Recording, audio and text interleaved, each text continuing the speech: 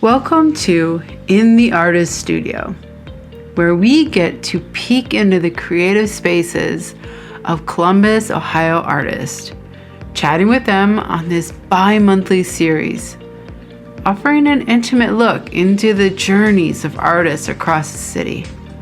Hosted by Tina and proudly presented by the Franklinton Arts District. Thanks for joining us. Join us today while we sit down with Miriam Baranov. Hello, Miriam. Hey there, Tina. I guess why don't we start with just a small introduction? Sweet. All right. Well, to anyone who's watching, my name is Miriam. I like to draw and paint. I'm a fine artist. I do portraits, murals, and I also teach workshop, all in a theme of figurative art and also nature conservation. Awesome. Yeah. I didn't know that you did nature and conservation. Yeah, I just, I love nature, and I'm kind of getting into that angle, but I've done a few murals, one for wolf conservation and one for, I think it was for the organization Flow, so. So I think I am familiar with the wolf organization. Yeah. What did you do with them? There's this organization where you can be like an ambassador, so a wolf ambassador, and you create art that bring awareness to red wolves, and that there is not much left of them. Red wolf is native to United States, and last time I've done a mural to them, there's only they calculated around 27 red wolves left in the wild, which is an extremely low number, and they're native to United States. And you create art just to bring that sort of awareness, because most people don't know that wolves are very close to extinction, specifically those type of wolves, and they're just such beautiful creatures, but also just so important to our ecosystem. Yes. Yeah. I remember the thing in Yellowstone. I think I've seen something where like they had gone extinct out of Yellowstone, and then they repopulated them there. Yeah. And the whole ecosystem has completely changed and gone more to the natural and native habitat that used to be there before we came here. Yeah, for sure. I mean, just part of it's also in Japan too. I think Japan is extinct of wolves, and it kind of I might be throwing out the wrong facts, so don't go based on this. But last time I remember, of course, the United States is just the pioneers of farming, and we're so great at it, and we know what to do. And I think someone came from the United States and kind of taught Japan its farming methods. And unfortunately, part of that was just killing off wolves. And now I think they're almost extinct in Japan. So, yeah. Yay for colonization. Exactly. But just going back to it, I mean, who doesn't love nature? Like, I just really enjoy hiking and being out in the wild, away from the loud noises and traffic.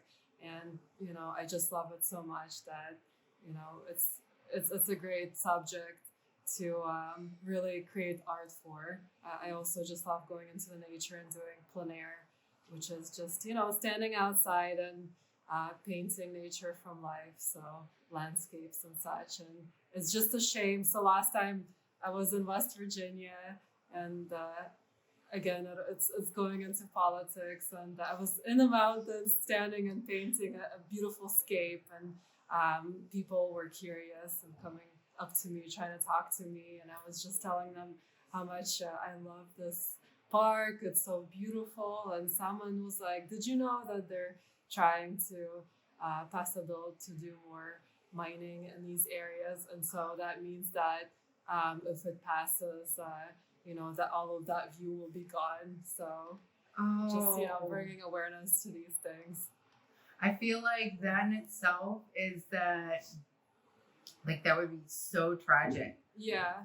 But also, I think that that's really wonderful that you were able to capture it. If that does happen and that's gone, Yeah. like you've recorded that. Yeah. I think that that's something that a lot of people don't necessarily acknowledge that artists do. You know, they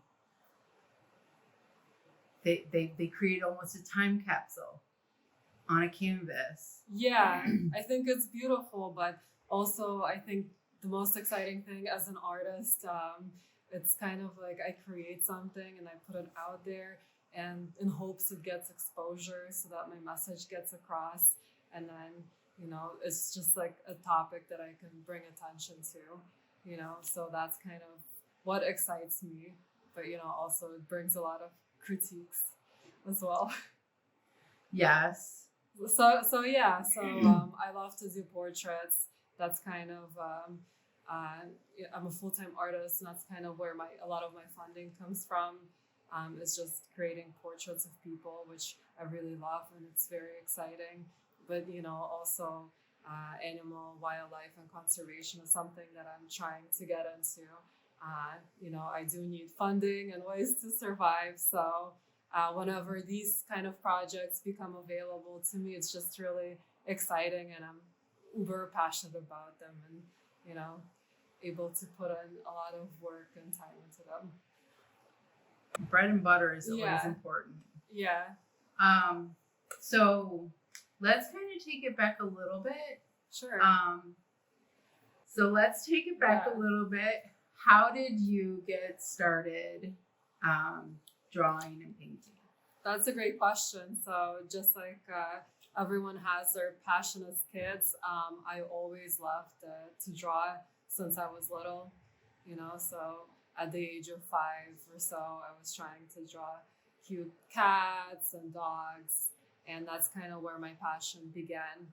A lot of times people say it's based on talent, but I think specifically for art, it's just you have to have interest and patience to it and do it a lot. So that was kind of my starting point.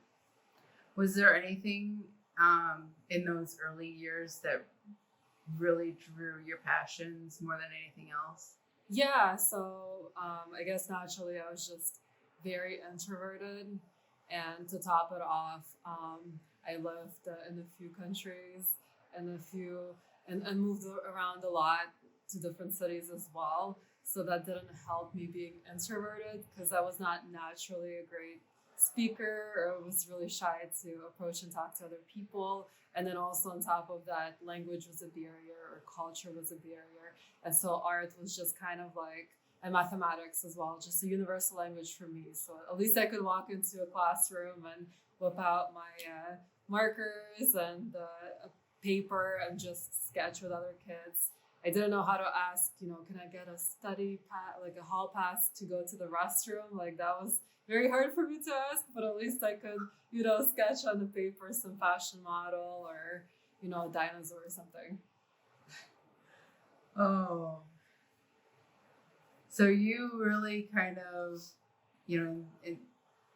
internalized everything that you were doing, like onto a canvas, basically. Yeah. And then at some point, like just any other creative, maybe I lacked words, but it evolved into me expressing my feelings or emotions or some sort of a message onto a canvas, the mood, just the subject that I chose, the colors that I chose, kind of all came together. And I think, as a kid, it's the most exciting. You don't have to think about, or at least not everyone in the beginning thinks about making money. We're all more pure and idealistic as little, a bit more adventurous. So the art is more geared towards kind of what you want and what you're feeling versus, how can I make a business out of it?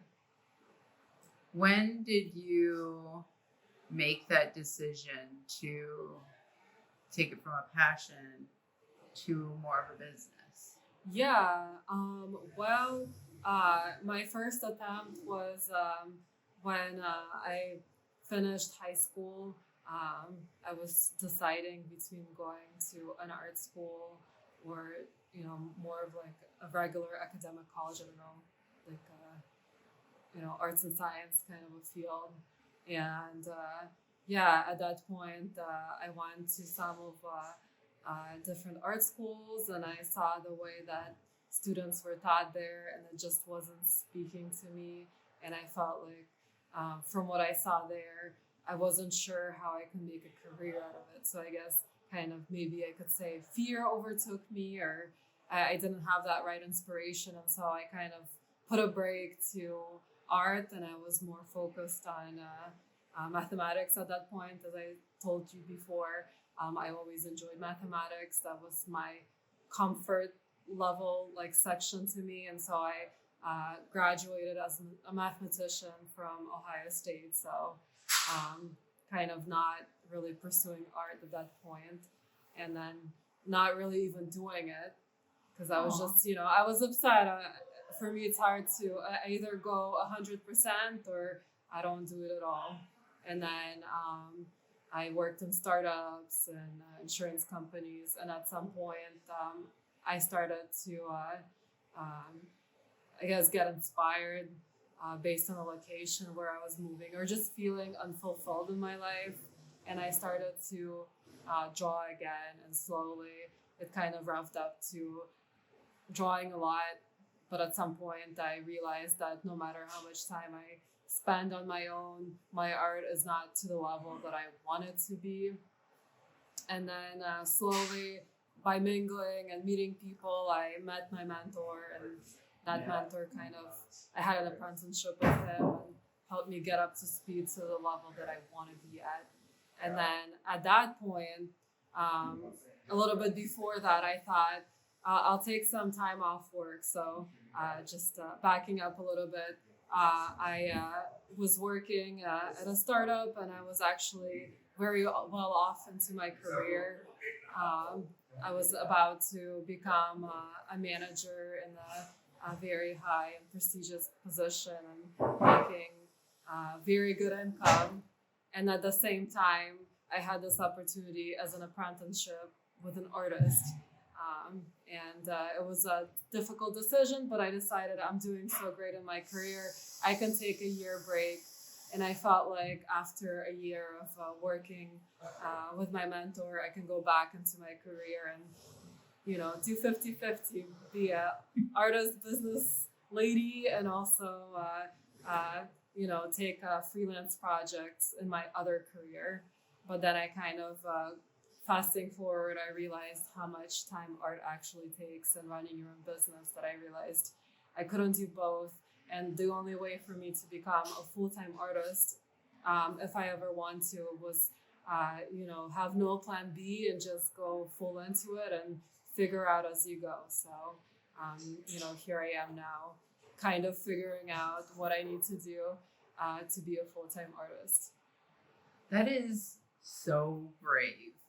I mean, there's probably so many people out there that, they get to a point in their career and they're like, well, this is where I am. I'm doing well. Yeah. I could just do this as a hobby. But you went the whole other way. That just feels so brave to me. Thank you.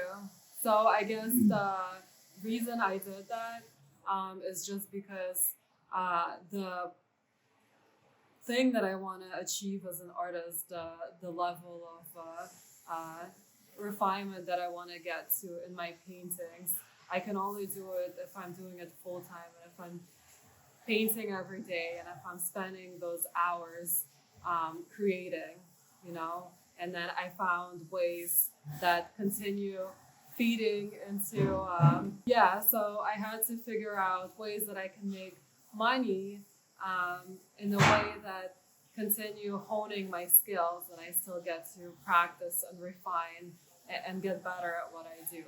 So this is kind of why I had to go into it full time. Otherwise, I could never get to the level that I'm at today. And I'm not saying that I'm amazing, but I know I'm pretty good, and I'm really surprised at how far I was actually able to make it. I want to go back to this. Like you had said that you're not great. And I get everybody has that room for improvement. But I mean, as we can see here behind you, I mean, you've got this portrait. I mean, you are amazing. Thank you. You do that very, what I would call traditional, classic style.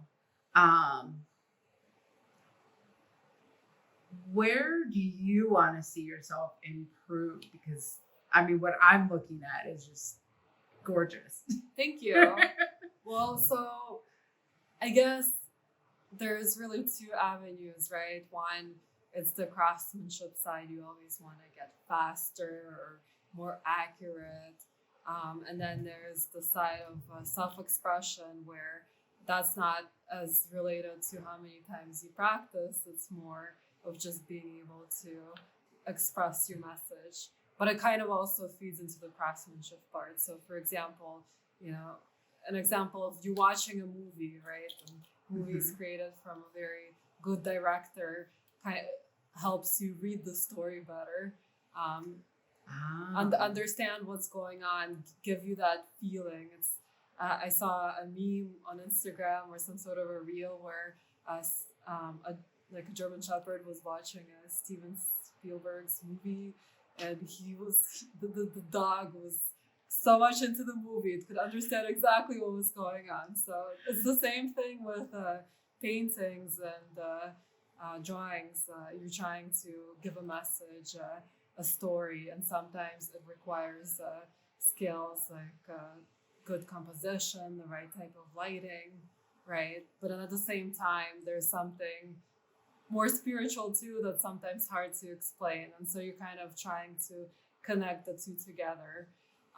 But what I would, I guess, trying to say, the reason I wanted to have some sort of training in me, it's because my work is classical and it's realistic, and sometimes when you're really focused on fighting the tools, fighting the tools, your tools, like they're just, you want to paint something and you have a concept or an idea in your head, but you can't describe it on the canvas. So you don't know how to use the brush or the right colors, how to mix the accurate colors to kind of describe what's in your head.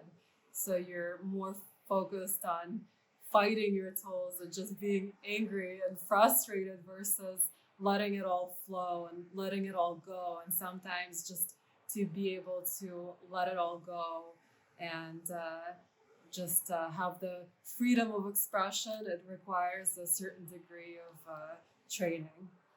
So when you are fighting your tools and you're finding yourself in that space where you're just, there's almost like a disconnect. It sounds like what you're describing.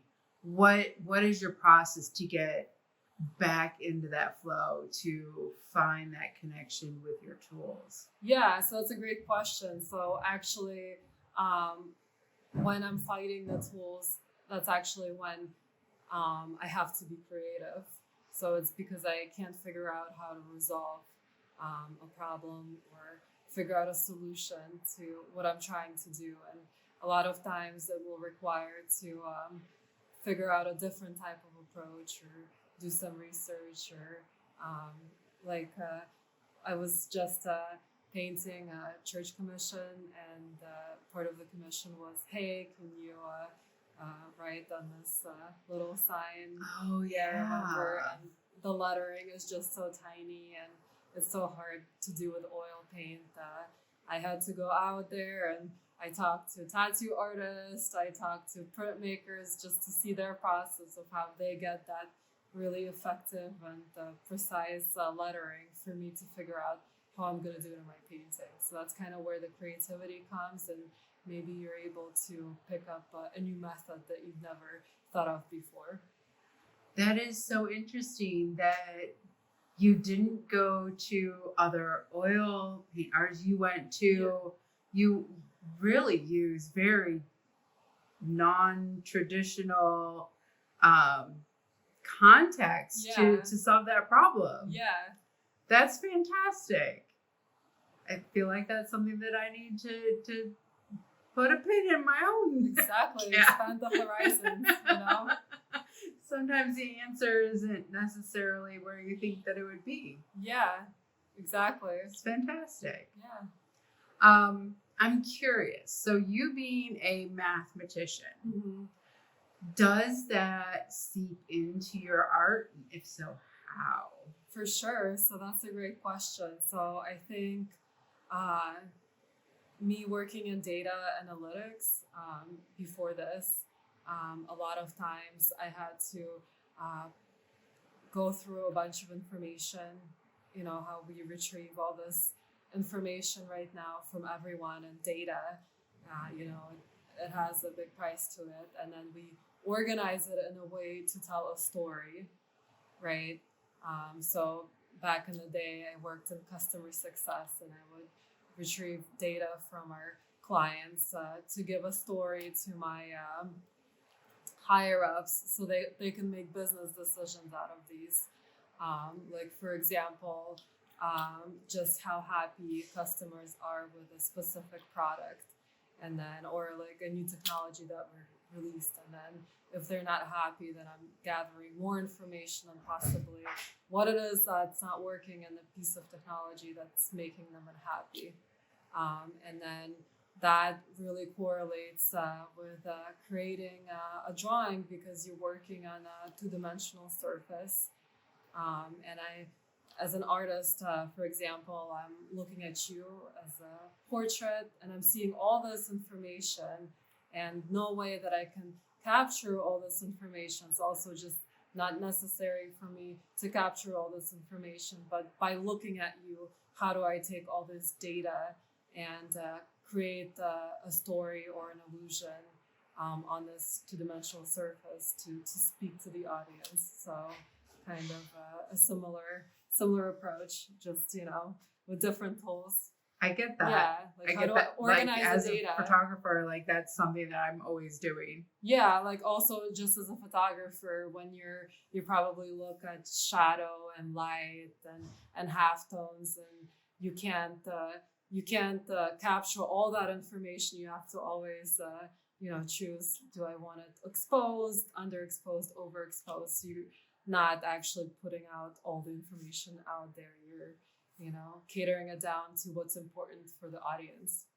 So as an artist, and when you're walking around just in your day-to-day life, are these the things that are like constantly going through your mind? Or have you found ways to like shut that off? Yeah, so constantly what goes through my mind is all the deadlines, to be honest. It's just in my to-do list, and you know, am I putting my time where it should go? Because when you wake up in the morning and you're running your own business, it's like, where do I even start and how do I organize my day? Especially when you're a creative and there is no specific schedule or timelines, and you know, I have all these different projects. So yeah, because you have deadlines, not a clock in, clock out sort of thing. Yeah, or not like a yearly, you know, sales schedule, you know, as for say like an accounting where you have the accounting. How do you organize your schedule and your day and your week and your month? Yeah, well, first of all, of course, I have the priorities. I have like a sales goal, for example, a business plan on a high level, and if high priority projects come in, then with deadlines, then I have to jump them. For example, right now, murals are gonna be in season, and so with the weather. Yeah, and if I get a project and it's good to go, then you know that's something that I put my focus to. And then, so there are some seasons at the end of the year, beginning of the year, there's some high-end portrait international competitions that I like to be part of. So I'm always thinking ahead for that. And then before Christmas, people might want commissions. So that's also something. How do people find you for commissions? Like how does that process usually look? Yeah, so it's really interesting. I proactively go out there and present and talk about myself as a portrait artist, but somehow people could come through the most random avenues, and I'm not sure how, but I think through Google business page, or somehow they find me online and they come to me. That's cool. Yeah. And I know recently you started teaching as well. Yeah. Can you talk about that a little bit? Sure. So I do one-on-one mentorships. Those are a bit rare. It has to be for the right person who's really serious about it. And then mostly I do workshops. So I'll do at least 1 or 2 workshops a month. One workshop is usually in watercolor, and that one, it's a 2-hour workshop. It's a lot of fun. And I get anywhere from 10 to 25 students for a workshop like that. And then also I just do privately catered type of workshops. So I had Pickerington, from Pickerington High School. I had some art teachers come, and I did a fun team development skills kind of a workshop for them based on their needs. Awesome. Yeah. And you're enjoying that? Yeah, it's a lot of fun. I think it's like my day out, honestly. So usually I just schedule those 2 workshops to be in one day, and I get to dress up, look fancy and nice, and just go mingle with people, and some good laughs, nice drinks, and good paintings. Yeah. So it's almost, that's just like your tea time type of a thing. Exactly. Because most of the time, just fun. This is me dressing up. If the camera was not here, I would be all in paint, almost looking homeless. And so I wouldn't say you would get all homeless. Yeah. So you're in Franklinton. Yeah. How long have you been in Franklinton? Yeah, so I've been here almost a year, actually. I'll soon be celebrating my 1-year anniversary here. Yay! In a few weeks. So what brought you here? Yeah, so when I moved to Columbus, Ohio, first I worked out of my house, and in the meantime, I was searching for the area that kind of speaks the most to me. And after looking at Short North and other areas, I just really like the vibes of Franklinton. There's a lot of artists here, very down to earth, very talented from multiple fields, just really cool creatives. And I love the vibes of the murals outside, and everything is so dog friendly, and I have a dog. So it was just hard to say no to being here. And it feels like a really cool community. I just, come here and I have friends, and I get to paint. So it's a lot of fun. Awesome. Yeah. All right. Is there anything in particular that you would like to just share with the viewers? Sure. Well, thank you for tuning in and giving me your time and attention. If you ever have any questions or just want to talk art, don't feel shy. You can always reach out to me through Instagram. You can follow me on my newsletter to be the first on all my updates, workshops, and fun opportunities. And like I said, don't be a stranger. I love meeting other artists. So just hit me up via Instagram or website. All right. Awesome. Thank you so much. Thank you.